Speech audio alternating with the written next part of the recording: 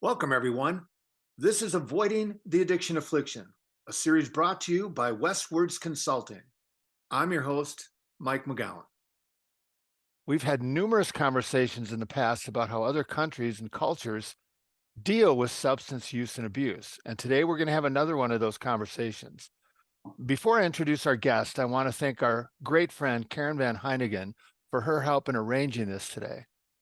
I'm delighted to have as our guest, okay, I'm going to butcher this, I'm going to butcher it, Simone Scha from Contact Foundation in Bern, Switzerland. I'm going to have Simone say her name in a minute so you can see how bad I butchered that. Simone is a studied psychologist and head of department at Contact Foundation. To work with people who use and abuse substances was always something, Simone says, that fascinated her. I can identify with the next part. After working 17 years in the repressive system of the incarcerated environment, she wanted to see how a totally different approach of harm reduction works. As you'll hear, she's convinced that this should be an important approach in drug policies in every nation around the world. Welcome, Simone. Hi, Mike. Okay, say your name for us all. It's Simone Scha, but it's really not a common name in English-speaking countries. So no, it's not. Very well. We'll call you Simone and call it a day from now. Well, so why don't you start a little bit by giving us a history of the organization you work for, the Contact Foundation.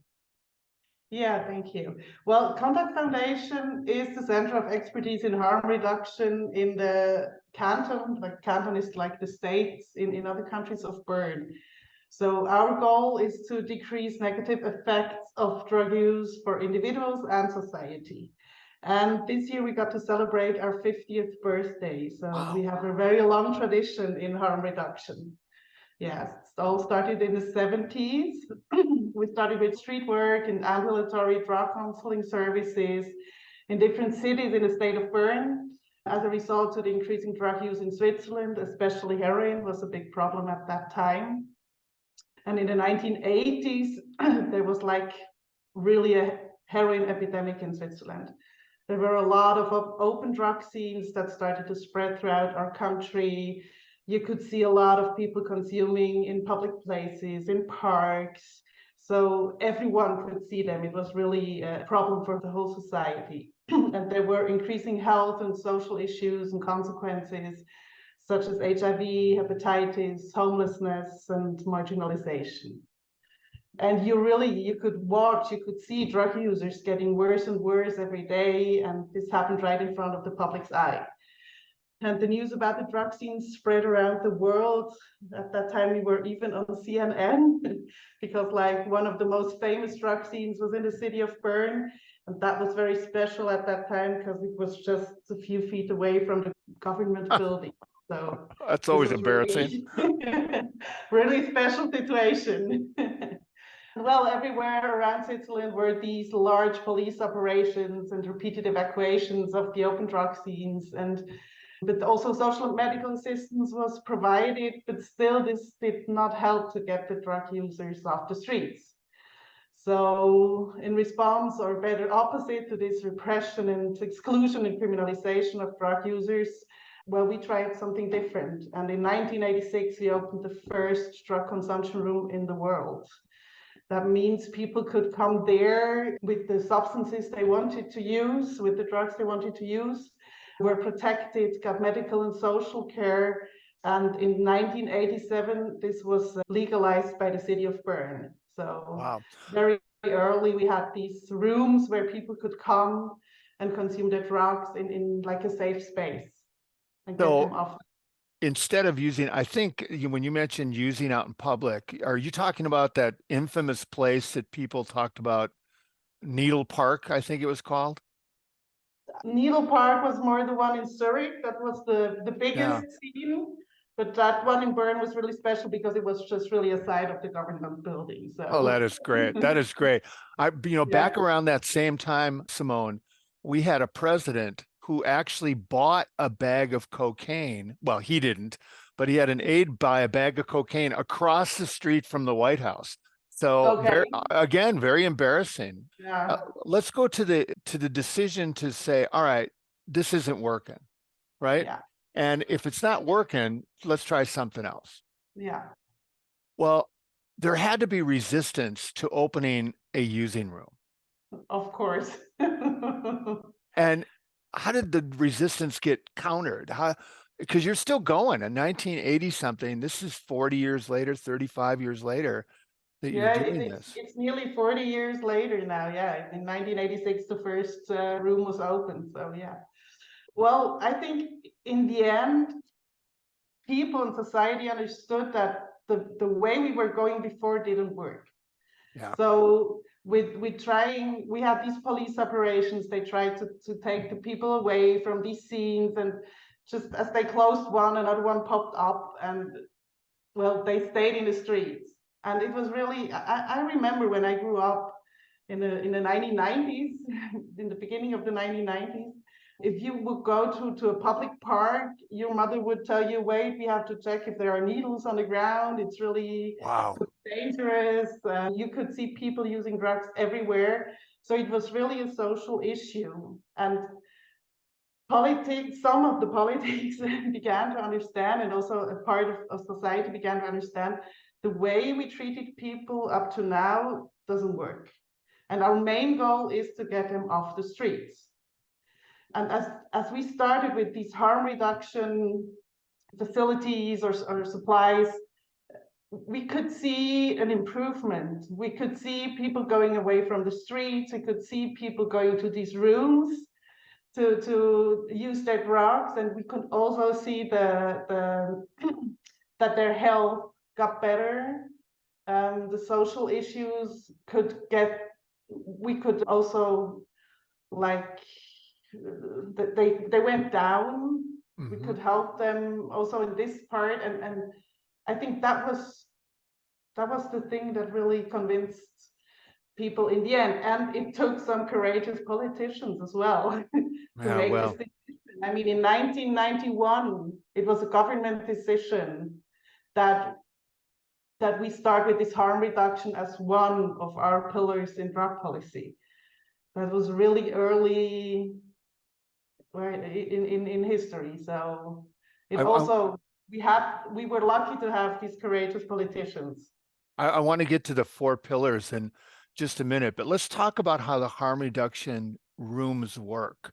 First of all, who owns the building, and how's the building funded where the people come in and use? Yeah. So these drug consumption rooms are one part of the harm reduction system. I think that those are the most, I think that's what people really know about us, but we also do a lot of other things. Sure. But the houses usually are owned by the cities that we work in, and our services are financed by the state. So it's like we are independent in the end. So we offer our work, and then the state pays us for doing our work, and the cities give us the building where we can put these drug consumption rooms in. Now they must have made the determination at some point that that's cheaper for them than all of the other things that they were trying to do to reduce drug usage. Yeah, it is in the end. And how do people get their drugs? Well, they still buy it in the street. So it's the drug buying hasn't changed. Changed a little bit. So we have like this possibility that in small, just to your own use, you can also sell and buy them like in the patio of the houses we Mm, run. mm. So that's a better thing. But to getting drugs is still illegal in Switzerland, actually. So it's not that you are allowed to buy drugs. We don't have a legal system where you can legally buy drugs, but we have these consumption rooms where you can legally consume your drugs. So it's a bit Hey, of a two-part politics. yeah.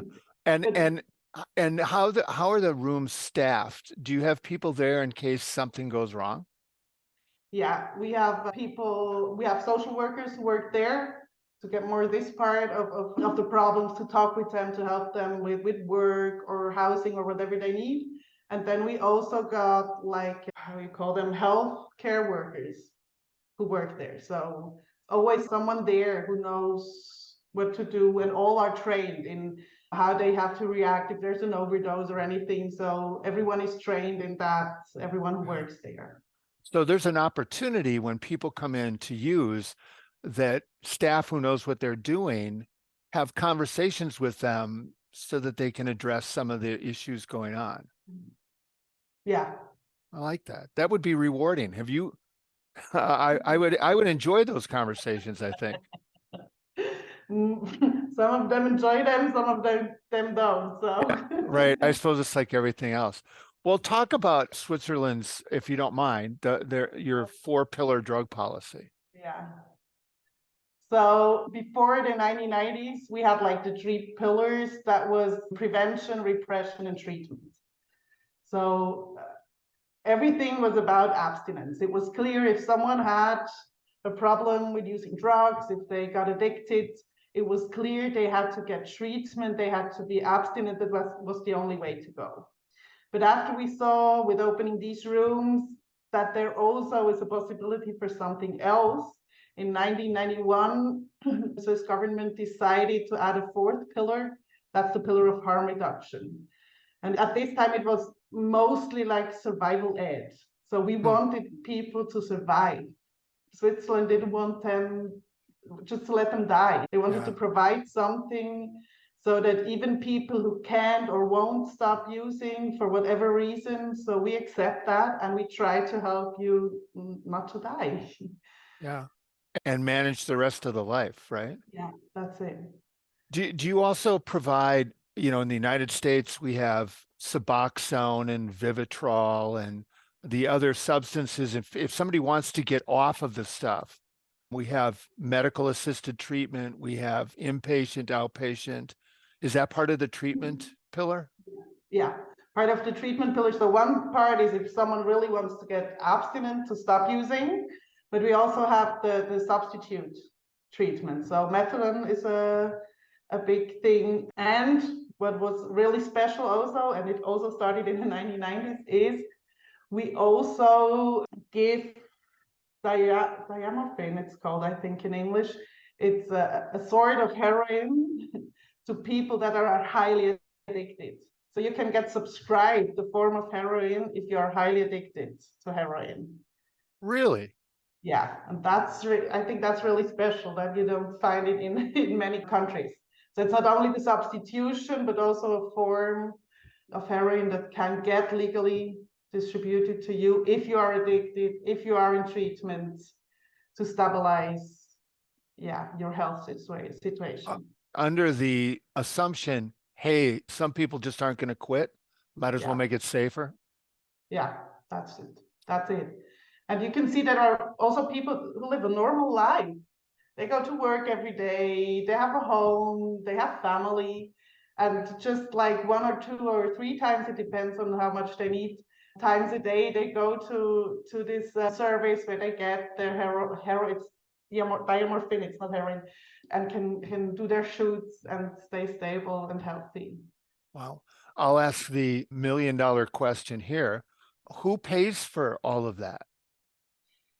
So treatment for drug addiction in Switzerland is paid by the insurance, health insurance.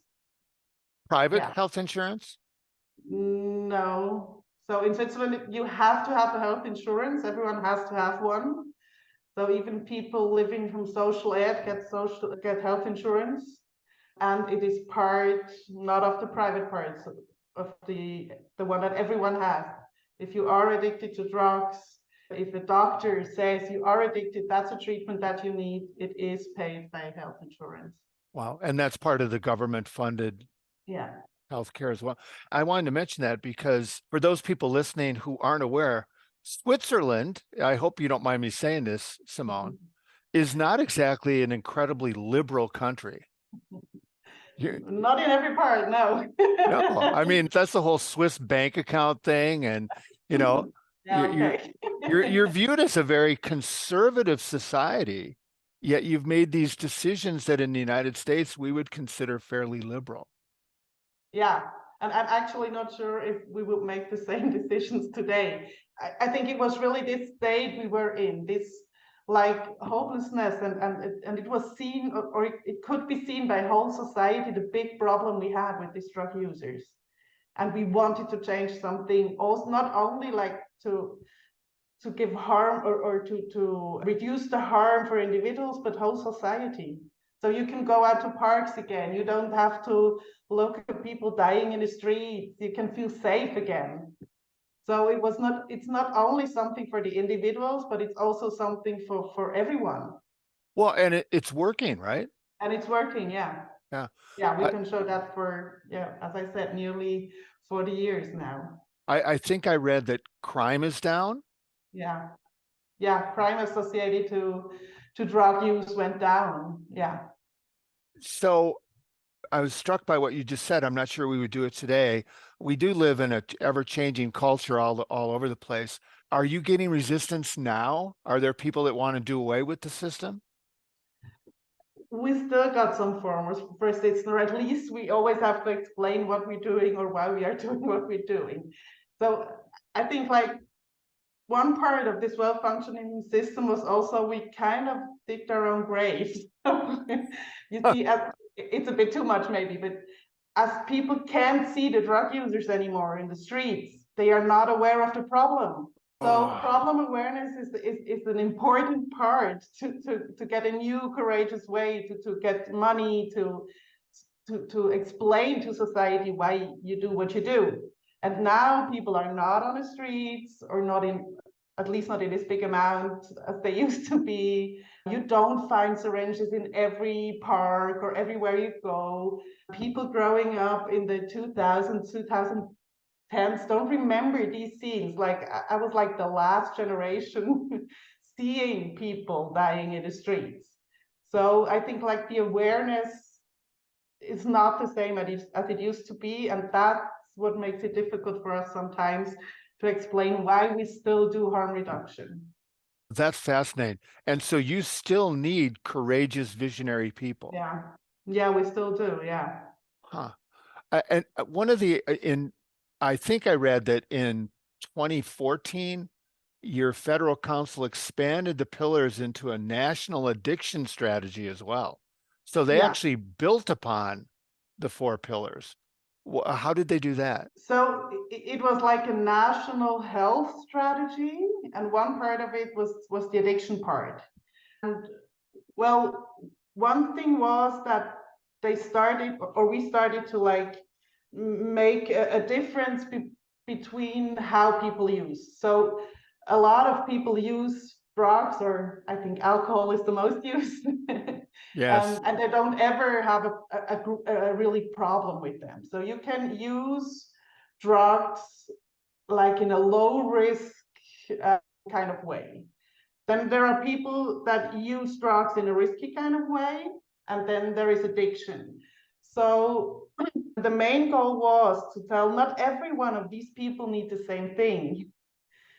So it's not only we want to do these four pillars, but we also want to like give the support everyone needs, depending on how they consume and also depending on what they consume, because there are drugs who make you independent more on a mental way, and others it's more like the body really reacts if you don't get any. So the strategy was more to like find a way for every form of consumption with every drug, like to find the individual intervention or prevention or whatever is needed. How do you go about identifying the vulnerable people and then reaching out to them? Yeah, I think that's the hardest part. Yeah. To really, because that's one of the main goals also, to like this early detection and early intervention. Yeah. But it's really hard to identify, but we have these services where everyone, either you work in a professional setting as, for example, a school social worker or something like that, or also as a parent or another relative or caregiver or whatever you are, you can go to this service and tell them, I think there's a person who could have a problem with using drugs. it doesn't depend if they're minor or if they are adults. And then these services have like to start interviewing the people. If it is a minor, they have to start interviewing the parents. They look at the surroundings and they try to find out if it's really like that, if that person could be at a risk to get an addiction or anything, and then provide the services they need. So here's what we So, have for you. yeah, in the end, it's still their decision if they follow the recommendations or not. We Sure. do not force them, but yeah, there are recommendations that tell you, okay, maybe you could use this part, this organization, you could go there, that's where you could get help for this and that. And the other one, maybe they say, well, there you can go, that's a situation of treatment, there you can get a substitution because you're already at that part or at that end of your addiction. So they try to find the right services for them. You mentioned school social worker. What's the age at which you can walk into a harm reduction room? Is the age 21? Is it 18? As in Switzerland, you get to be, how do you call it? Legal? An adult, it's 18. So 18. yeah, 18. So at what age can you buy alcohol? Well, it depends. Wine and beer you can buy at 16 and all the other stuff at 18. Yeah. We get asked all the time, or I do, what age do you think the drinking age should be in the United States? And my kind of cynical answer is, well, I think it should be 19 if you have a high school diploma. I think it should be 75 if you don't have one. So okay. in other words, if you're bright enough to figure it out, then maybe lower the age. And so how much prevention is done in your schools about the dangers of some of these substances? Well, there are programs at schools. It's not, I think also there, it's not as much as it used to be when the problem was bigger or was more seen in society. But there are programs. We also offer some part of that where you can ask us to come to your school and talk about drugs and talk about what we see. Well, we have one part where we also do, it's a part of nightlife, where we also, you can bring your drugs and we test them. So we're really up to date what is happening right now in this area. So we go to schools and explain and talk about the risks. That's what you do, yeah. And it's especially, I think the most important thing is really to identify who could be at risk and who needs what at what point. And then offer it to them. Yeah. How does law enforcement view the whole issue? Because it seems like they would, before you started this, they would have been spending a lot of time and resources on this, and now they're not. But are they supportive? Are they, how do they view it? They are nowadays. Yeah, well, in the beginning, it was kind of a fight between police and the harm reduction kind of working people. So yeah, they didn't really get why we're doing what we are doing. But today we have a really good co-working with police actually in the cities we work. They see what we're doing. They're glad that we're doing what we're doing because so people are not on the street. They know where they are. It's all controlled. Someone's there to help them if they need help. So even they understand the importance and yeah, that what we're doing is really great. So no, today is really, even police understands. Well, and so if I get this right, and I'm obviously making a point here, we in the United States right now, we have a very, I'm sure we have a very contentious culture. Yeah. And there's no cooperation, but you've managed to work something that the coalition between the public, treatment professionals, law enforcement, and the politicians, enough of them are on the same page that you're actually getting things done that help. Yeah, that's true. So we also, I mean, there is evidence. They did studies with evidence-based where we do works. We could show to all of them that it's not only us talking and some good-hearted people who want to help the others and don't know what they do. So we could really show that if there is a positive effect. and people get better. And we have a decrease in drug consumption. We have a decrease in HIV, in hepatitis, as you said, in criminality, in social problems. So yeah, we could show that. I'm rubbing my eyes for those of you who are listening. I should ask you, because we've done several of podcasts with individuals who have lost loved ones to fentanyl. Is fentanyl an issue in Switzerland? Not that it is in America. It just gets to start a little bit right now, but it's not that big of a problem up till now. We are always like listening and also reading what is happening in the US to be prepared if it really should start here. But at the moment, it's not that big of a problem now. Why do you think that is? It's not that easy to answer, actually. Well, I think for one, we do not have as much doctors who really prescribe it that much. I think it's not really such a thing in Switzerland. And maybe because what we have, our system works as it works, and we had this epidemic with heroin, maybe we are more aware, I don't know, or I can't really tell actually why we don't have the, well, I'm glad we don't have. Yeah, that's a knock on wood, as we say here. Yeah. Well, I'll let you close this out by just asking you an easy question. What do you like best about what you do? Since you worked in the prison system, or we call it prison system originally, and now you're doing prevention, basically. What do you like best about what you do? Yeah, that you can really see the effect that you have on people and on society, that you can see that it helps. And I think like to be open-minded. For some people, a treatment, abstinence is the way to go, but there are others that will not follow this way, and that's okay, but they are still part of our society. You can't just put them away and like, yeah, they will not disappear. So do something for them, try to help them, try to be there and listen, and it helps. It works. That's great. For those of you who are interested in learning more, I'm going to put a link to the Contact Foundation on the podcast. Now, I got to tell you, it's in either French or German. Get over yourself, but you can put it into a translator and get the English translation. Yeah, And we're still working on our English version, so that's okay. We don't always have to be the center of the universe. okay. It's all right. Okay. And also Simone's contact information as well. Simone, thank you so much for joining us today. I really, really appreciate it. Thank you, Mike. And for those of you listening, listen in next time. We're going to talk about more of these issues as a way of bringing a little bit of education to our listening audience. And as Simone would say, cooperation is the way to go. So stay safe and stay open. Stay open to other people's opinions.